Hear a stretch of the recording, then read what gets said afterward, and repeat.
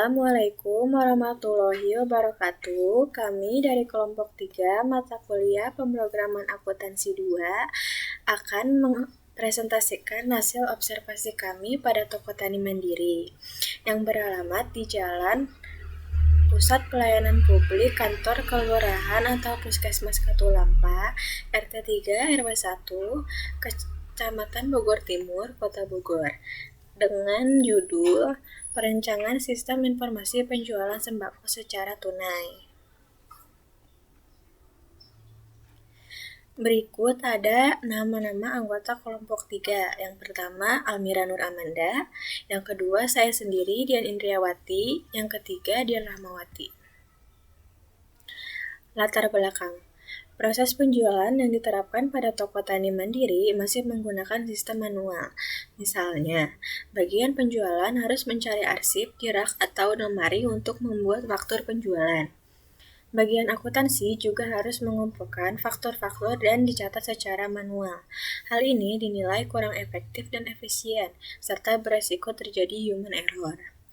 Prosedur sistem akuntansi penjualan sembako di toko tani mandiri terdiri dari prosedur penerimaan permintaan, prosedur penyerahan barang, prosedur pencatatan penjualan, dan penyerahan sembako.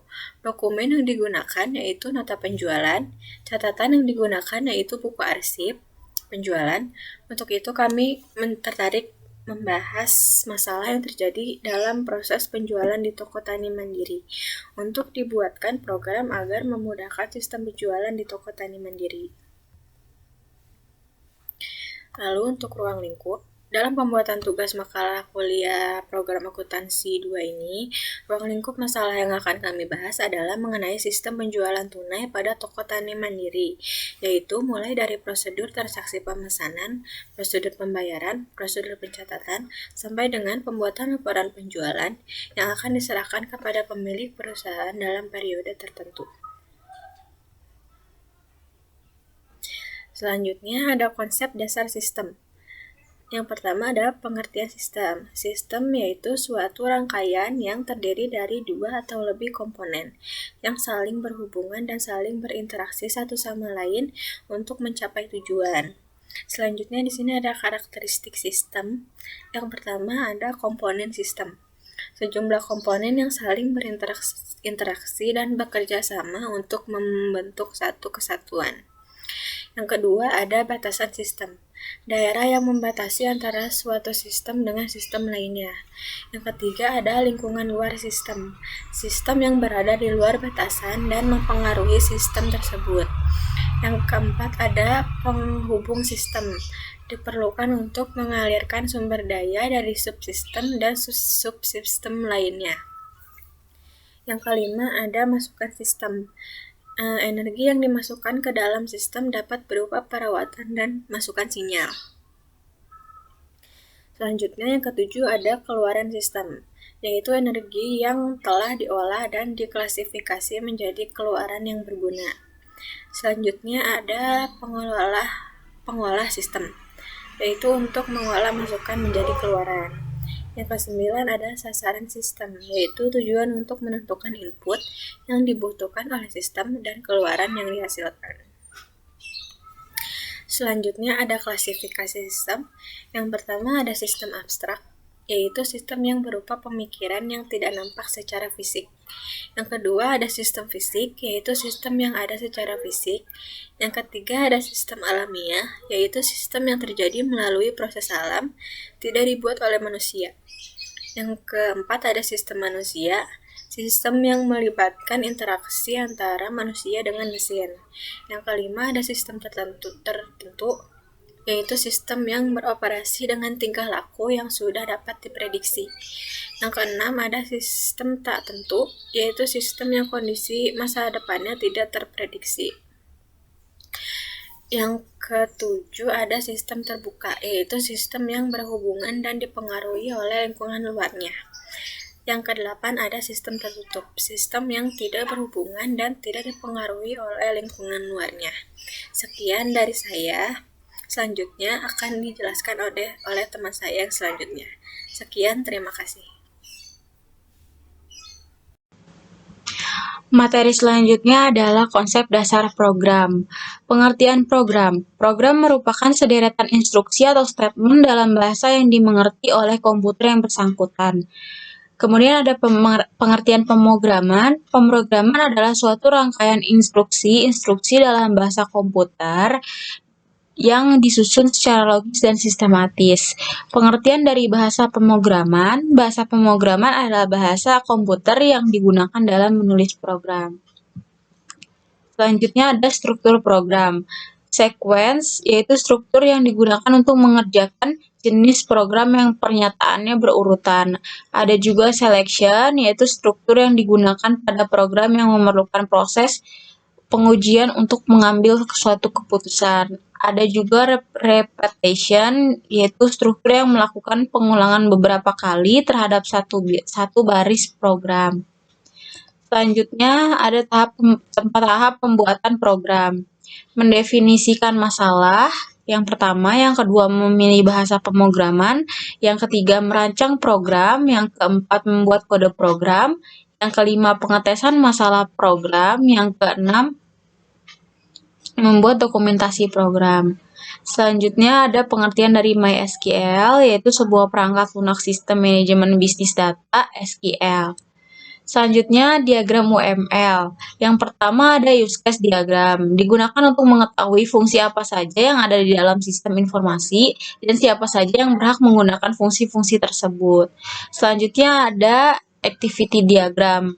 Menggambarkan aliran kerja atau aktivitas dari sebuah sistem atau proses bisnis. Selanjutnya ada class diagram, yaitu hubungan antar kelas dan penjelasan detail tiap-tiap kelas di dalam model desain dari suatu sistem, juga memperlihatkan aturan-aturan dan tanggung jawab entitas yang menentukan perilaku sistem. Selanjutnya ada sequence diagram, menggambarkan kelakuan objek pada use case dengan mendeskripsikan waktu hidup objek dan pesan yang dikirimkan dan diterima antar objek.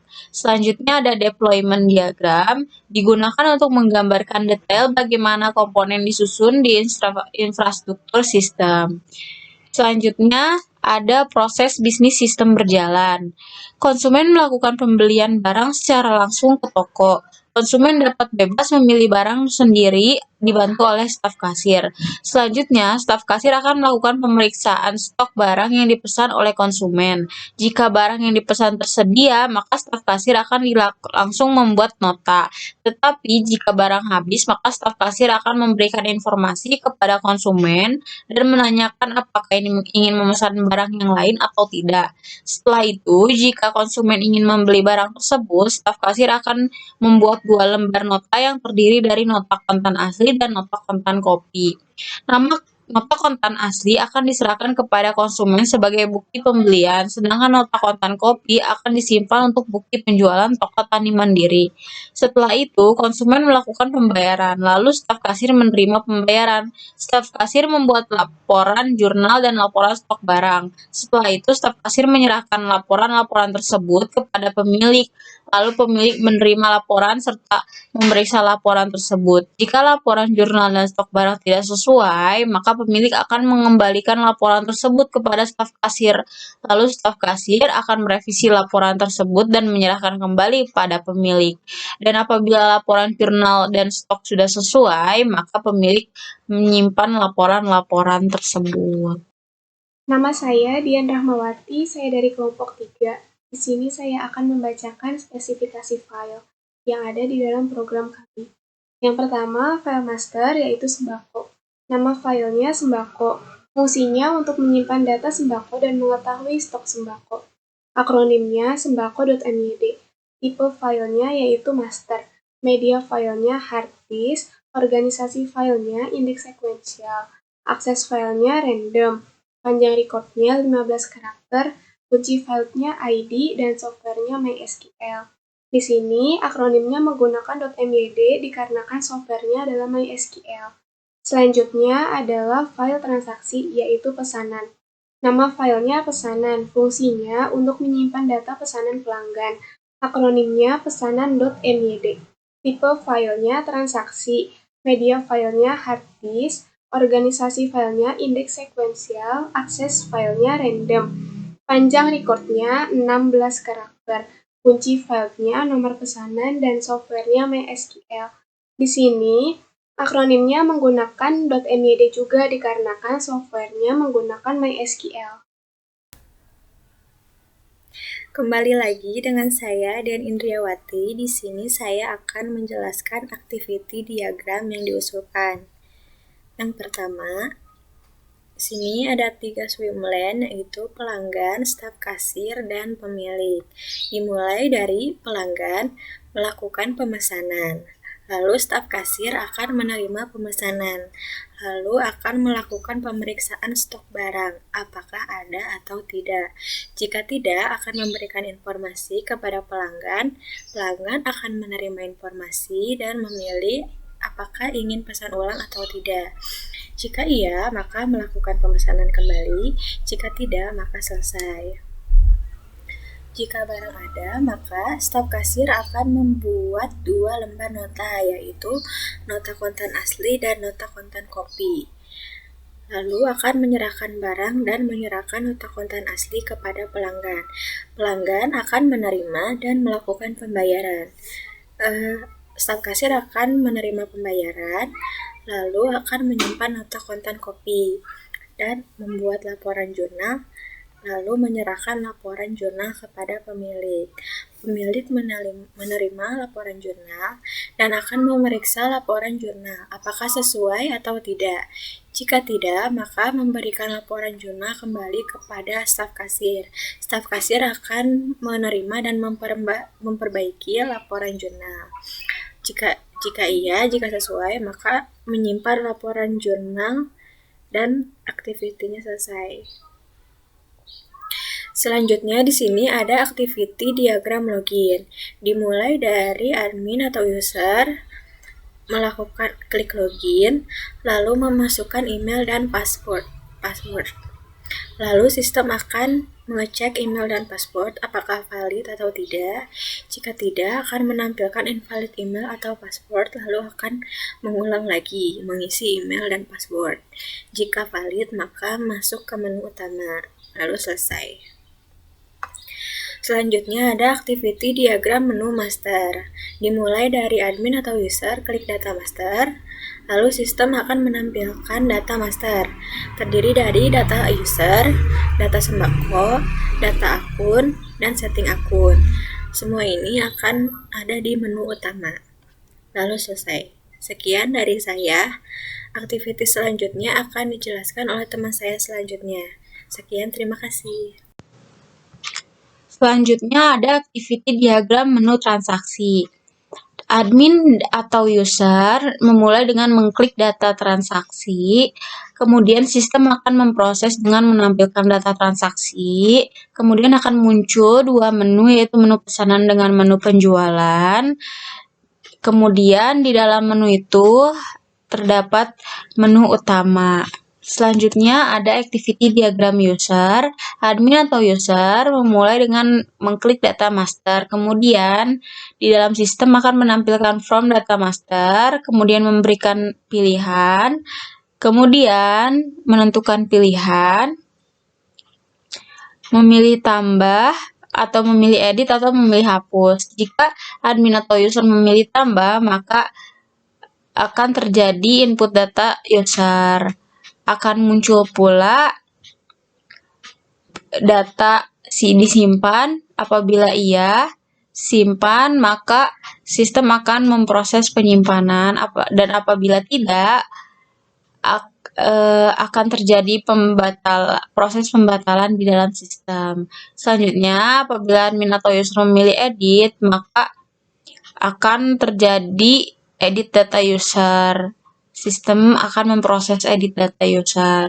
Dan apabila memilih hapus, maka admin atau user akan melakukan hapus data user. Kemudian sistem akan memproses hapus menu data user.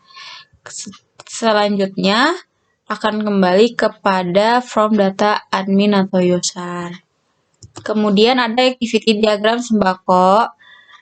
Di user dengan memulai klik data master, selanjutnya sistem akan menampilkan from data sembako, Kemudian sistem akan memberikan pilihan kepada user dengan mengklik data sembako kembali dan menentukan pilihan. Apabila user memilih tambah, akan muncul data disimpan. Apabila iya, maka sistem akan memproses penyimpanannya. Apabila tidak, maka sistem akan memproses pembatalan. Dan apabila user memilih edit, maka sistem akan memproses edit data sembako. Apabila user memilih hapus, maka sistem akan memproses hapus data sembako. Selanjutnya, apabila user memilih keluar, maka sistem akan memproses keluar dari data sembako. Selanjutnya, sistem akan kembali ke dalam from data sembako. Yang selanjutnya adalah activity diagram pesanan. Di sini mulainya dari user. User mengklik data master, dan sistem akan menampilkan form pesanan. Selanjutnya, sistem akan memberikan pilihan, dan user akan menentukan pilihan. Yang pertama, memilih input pesanan. Selanjutnya, dapat memasukkan barang yang dipesan.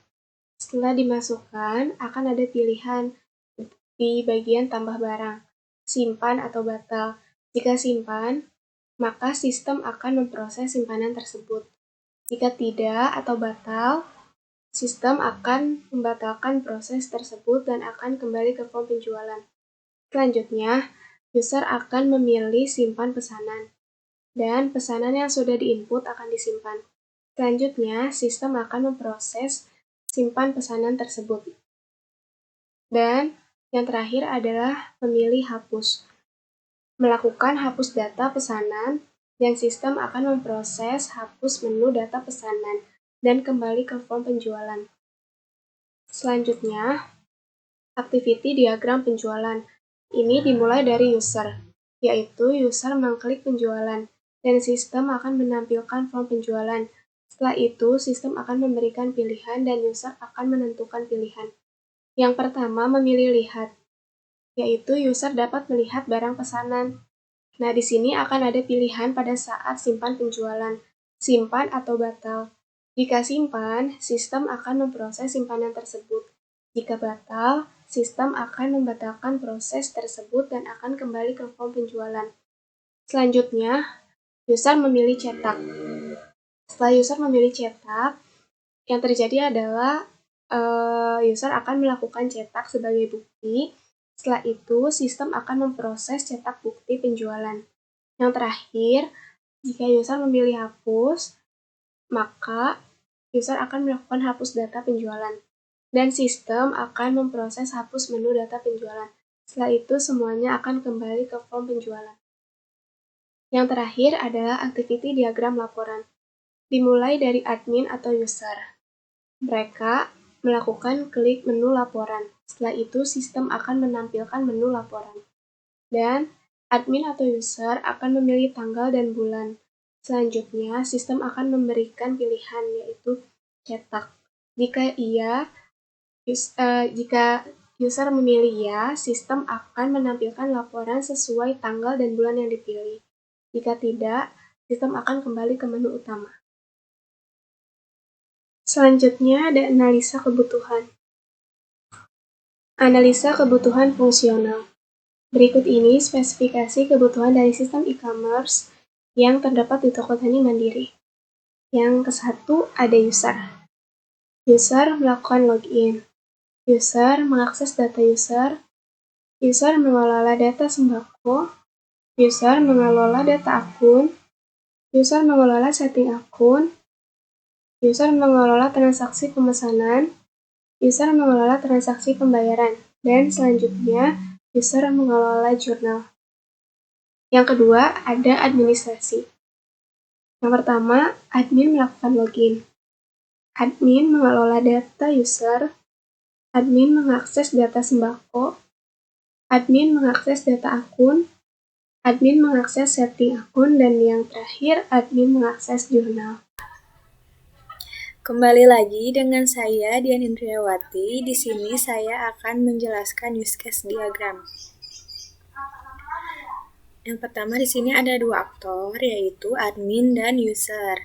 Admin dapat mengelola data user, dapat mengelola data akun, dapat mengelola transaksi penjualan, dan dapat mengelola laporan jurnal. Untuk user, dapat mengelola dan mengakses semua, yaitu mengelola data user, mengelola data sembako, mengelola data akun, mengelola data setting akun, mengelola transaksi pesanan, mengelola transaksi penjualan, dan mengelola laporan jurnal.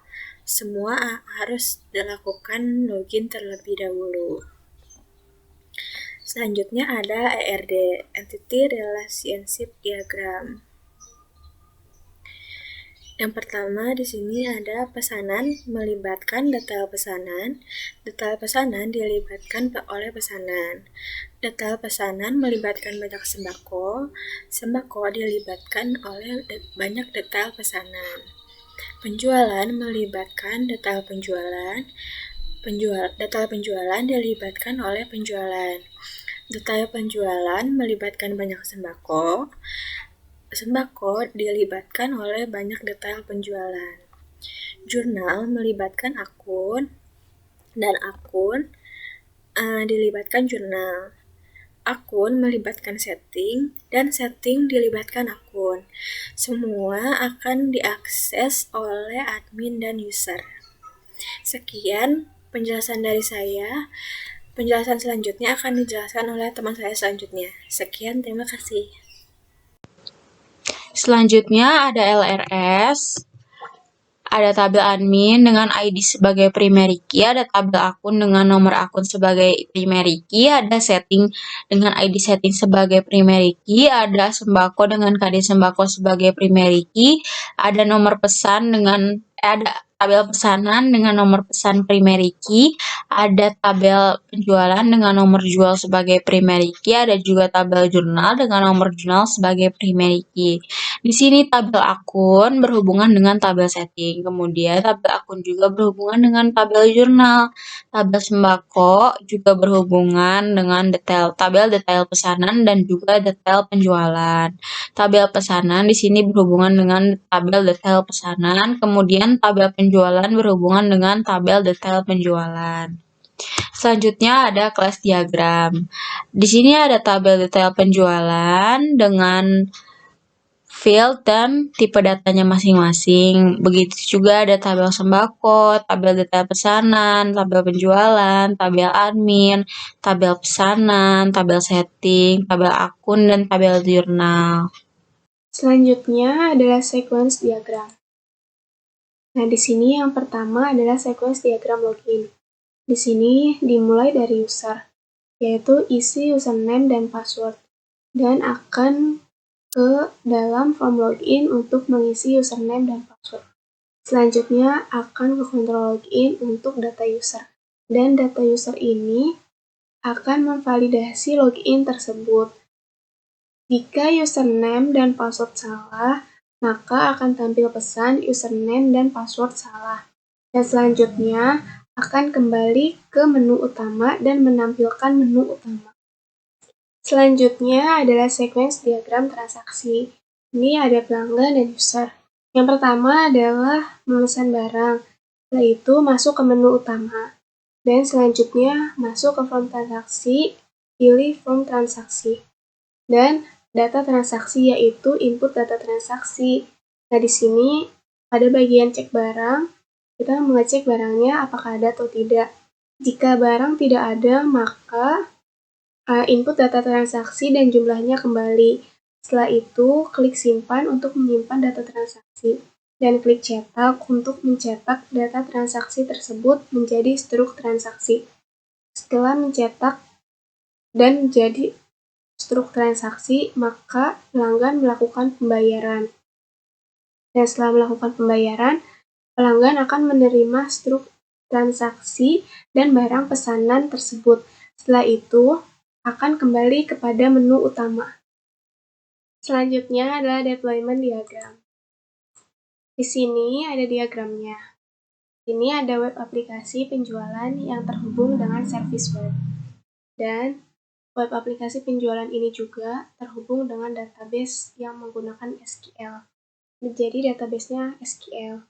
Setelah itu dihubungkan dengan SAM yang di dalamnya ada JavaScript dan web browser. Setelah menjadi client workstation, ya, klien ini akan melihat juga di dalam web browser. Tetapi jika ada permintaan dari klien, maka akan disambungkan ke device yaitu printer. Jadi printer ini untuk sebagai tanda bukti nyata jika ada permintaan dari klien atau memang si perusahaan tersebut mengeluarkan tanda bukti nyata seperti itu. Jadi selain bisa dilihat di web browser, bukti dari penjualan ini juga bisa langsung dicetak menggunakan device yaitu printer. Kembali lagi dengan saya, Dian Indriawati. Di sini saya akan menampilkan user interface, yaitu tampilan di websitenya. Yang pertama ada kelola admin, tampilan di website akan seperti ini, bisa ditambah user atau bisa diedit. Ketika klik tambah, maka akan muncul seperti ini, mengisi nama, email, kata sandi, lalu klik simpan. Selanjutnya ada data sembako, bisa ditambah, bisa diedit, bisa dihapus. Ketika klik tambah, maka akan muncul seperti ini, yaitu mengisi kode sembako, nama sembako, harga sembako, dan stok barang. Sekian penjelasan user interface dari saya. Yang selanjutnya akan dijelaskan oleh teman saya selanjutnya. Sekian, terima kasih. Selanjutnya, ada user interface dari master akun. Berikut tampilannya. Ada juga user interface dari tambah data akun. Berikut tampilannya. Ada juga master setting akun. Berikut tampilannya. Ada juga user interface pesanan. Berikut tampilannya. Selanjutnya ada tampilan tambah pesanan. Seperti ini tampilan yang ada di web pada saat bagian tambah pesanan. Jadi tambah barang, ini sembakonya tinggal pilih karena sebelumnya toko tani mandiri itu menginput sembakonya terlebih dahulu, jadi bisa langsung dipilih di sini. Dan ini adalah jumlah buildingnya berapa. Seperti itu, jika sudah bisa langsung klik tambah barang. Selanjutnya adalah tampilan penjualan. Nah, di sini ada daftar penjualan. Di sini ada aksinya. Bisa hanya dilihat dan bisa juga dicetak bukti. Cetak bukti ini bisa hasilnya nanti bisa di print juga seperti itu. Dan selanjutnya di sini lihat penjualan. Jika di yang sebelumnya kita mengklik lihat, maka tampilannya akan seperti ini. Di sini ada nomor penjualannya, ada nomor pesanan, ada tanggal pesanan. Seperti itu, ini hanya untuk melihat. Dan yang terakhir, ini jika sebelumnya kita mengklik cetak, akan seperti ini tampilannya. Nah, kalau sudah seperti ini bisa langsung di-download atau bisa langsung di-print. Selanjutnya adalah black box testing. Di sini ada tabelnya, ada skenario pengujian, test case, hasil yang diharapkan, hasil pengujian, dan kesimpulan. Yang pertama, mengisi nama dan password dengan benar, kemudian klik login. Di test case-nya, username-nya admin@gmail.com itu sudah benar, password-nya password itu sudah benar, hasil yang diharapkannya sistem akan menerima, akses, dan membawa ke halaman home dengan pesan hello user. Hasil pengujiannya sesuai harapan, kesimpulannya valid. Yang kedua adalah menginput satu pesanan dengan jenis sembako yang sama. Kemudian klik tambah barang. Input ke-1 sembako yaitu beras dengan jumlah 2. Input kedua sembako beras dengan jumlahnya 1. Hasil yang diharapkan, sistem akan menolak permintaan tambah barang dengan pesan sembako sudah ada. Hasil pengujiannya sesuai harapan, kesimpulannya valid. Yang ketiga atau yang terakhir, menginput satu pesanan dengan jenis sembako yang berbeda. Kemudian klik tambah barang. input yang ke-1 sembakonya beras, jumlahnya 2. Input yang kedua sembakonya minyak, jumlahnya 1. Hasil yang diharapkannya, sistem akan menerima permintaan barang. Hasil pengujiannya sesuai harapan dan kesimpulannya valid. Untuk poin nomor 2, kenapa tidak bisa menginput sembako dengan jenis sama? Memang tidak bisa. Di web kami memang tidak bisa karena sebelumnya sembako tersebut sudah diinput. Jadi untuk pesanan yang sama itu tidak bisa menginput sembako jenis yang sama sebanyak 2 kali. Jadi hanya bisa menambahkan jumlah tanpa menambahkan atau menginput kembali sembako yang sudah ada. Jadi dalam satu pesanan tidak bisa menginput sembako dengan jenis yang sama, kecuali jika ingin menambahkan, yaitu menambahkan banyaknya barang yang akan dipesan. Selanjutnya, saya akan memperlihatkan hasil runningan di websitenya dari program yang kami buat. Yang pertama di sini ada rootnya di WP-HP untuk simpan dan hapus. Kami akan memperlihatkan di bagian pesanannya. Ini view pesanannya. Ada nomor pesan, ada tanggal transaksi, lalu nanti ada tabelnya juga. Lalu selanjutnya untuk pesanan controllernya terdiri dari public function index, tambah order, store, dan destroy. Lalu untuk data pesanan controller terdiri dari public function index. Nah, ini untuk tampilannya di website seperti ini. Yang pertama-tama kita input pesanannya terlebih dahulu. Lalu klik tambah barang. Jika berhasil akan muncul notifikasi seperti ini, berhasil menambah. Lalu input barang lagi jika membeli barang lebih dari 1. Lalu klik tambah kembali.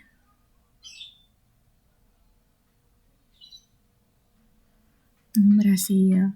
Nomor pesanannya nomor 4, tanggal pesanannya tanggal 19. Pembeliannya minyak, beli 2, harganya 12.000 dikali 2 berarti 24.000. Gula beli 1, harganya 16.000 berarti 16.000.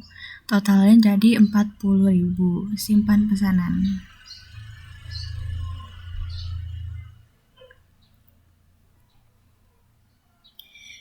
Jika berhasil akan muncul notifikasi seperti ini, berhasil disimpan. Selanjutnya akan tersimpan di bagian penjualannya. Ini nomor pesanannya nomor 4 ya tadi, tanggalnya tanggal 19. Kita lihat apakah benar atau tidak. Nah, ini yang totalnya 40.000 minyak dan gula. Sekian penjelasan dari saya. Kurang lebihnya mohon dimaafkan. Terima kasih. Yang terakhir adalah kesimpulan dari saran. Yang pertama adalah kesimpulan. Dari pembahasan penelitian ini, kami mencoba menyimpulkan pokok bahasan yang ada. Adapun kesimpulannya adalah, yang pertama, aspek manajerial dalam pembuatan laporan dapat memudahkan karyawan untuk mengelola laporan karena sudah terkomputerisasi dan secara online. Yang terakhir, aspek sistem dalam proses penjualan masih menggunakan cara hitung dan pelaporan yang manual. Biasanya, yang manual ini dapat menyebabkan human error seperti salah menulis atau salah penjumlahan atau salah catat seperti itu. Sarannya, kami mencoba memberikan beberapa saran sebagai alternatif untuk toko tani mandiri agar lebih dapat meningkatkan kualitas dalam mengelola laporan. Itu aspek manajerial, yaitu pemilik toko dan para karyawan terus melakukan pembaharuan dan inovasi untuk meningkatkan kualitas pengelolaan laporan toko tani mandiri. Sekian dari kelompok 3, mohon maaf apabila ada kesalahan dan kekurangan. Terima kasih. Wassalamualaikum warahmatullahi wabarakatuh.